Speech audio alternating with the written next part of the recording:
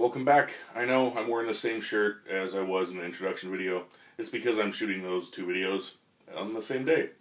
So I saw no point in changing a shirt. It would be kind of phony and stupid. Can anyone hear that bird outside of my window? Welcome to Deckbuilder. I'm Matt Jacobs, and I work on the Cornell Kids website. I run the tabletop section. So I figured, why not make some YouTube videos about magic decks I'm building. And if you guys are interested in playing me at all, I'd be happy to do so via Google Plus Hangout. So you don't actually have to be anywhere near me. It's kind of cool, right? I would do Skype, but the reasoning for Google Plus is because then other people can join in and comment on what we're doing, or just watch if they want to watch us play, which would be a little creepy. But then again, this is a YouTube channel dedicated to tabletop gaming. So it's going to be a little weird now and again. It's just going to get awkward sometimes. On today's episode, I'm going to be talking about the human sacrifice deck I built. It's a black, white, red, and the basic premise is to crap out a whole bunch of human tokens, or just human cards in general, and then via sacrificing them, making your vampires get much, much bigger. So, yeah, here's the deck breakdown. Alright, so here's the basic deck setup. I'll go through it with you real fast. Let's start with the lands. For basic land, we've got 6 mountains, 8 plains, 6 swamps, and 4 Vault of the Archangels.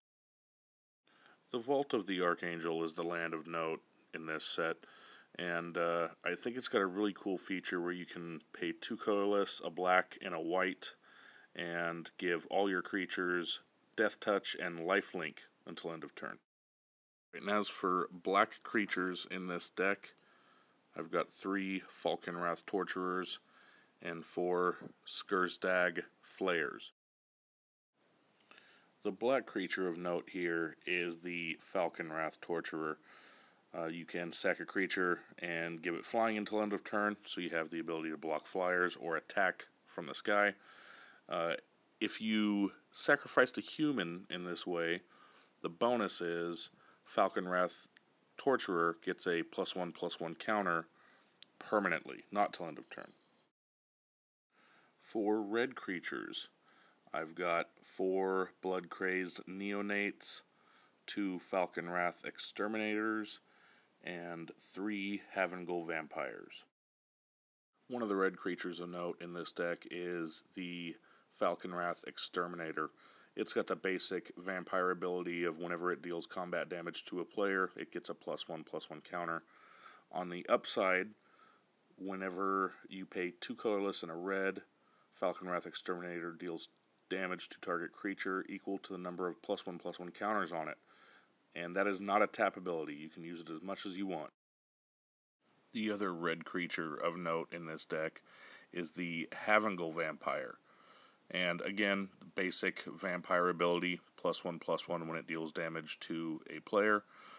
On the upside, it also gets a +1/+1 counter whenever any other creature dies. Not just yours, but your opponent's as well. Also, sacking creatures will give it the same bonus, so I just see a lot of upside to the Havengul Vampire. As for white creatures in this deck, very simple, 4 Elder Cathars and 4 Loyal Cathars. The one multicolored card in this deck is the Stromkirk Captain.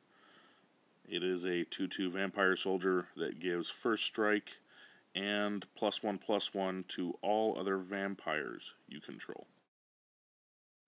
As for non-creature spells, there are only 4 in this deck, and that consists of 4 Altar's Reaps for card drawing ability, and 4 Increasing Devotions to basically plop out a whole bunch of humans all at once. To get just a little more in depth on this Increasing Devotion, it is a little mana heavy in that it costs 2 white and 3 colorless, but you do get 5 1/1 white human creature tokens that you get to place directly onto the battlefield, and it has a flashback. So you pay a couple colorless more, and you get to do it all over again.